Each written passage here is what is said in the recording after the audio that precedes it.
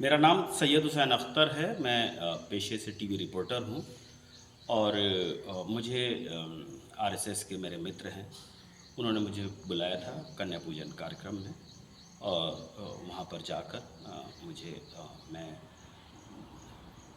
मुझे जो कहा गया कि आप आरती करें तो आपको कोई एतराज़ तो नहीं। मैंने कहा मुझे क्या एतराज़ हो सकता है, और ये मुझे लगता है जो वैमनस्यता का दौर चल रहा है उस दौर में अगर कोई इस तरह करता है तो उसका धर्म नहीं भ्रष्ट हो जाता है। हमारा धर्म इतना कमज़ोर नहीं है कि अगर हम कहीं आरती कर लेते हैं, बच्चों की आरती कर लेते हैं, और बच्चे तो अल्लाह का रूप होते हैं, ईश्वर का रूप होते हैं, तो उससे कोई धर्म नहीं भ्रष्ट हो जाता है, बल्कि इससे तो वैमनस्यता दूर होती है, सांप्रदायिक सौहार्द का प्रतीक है।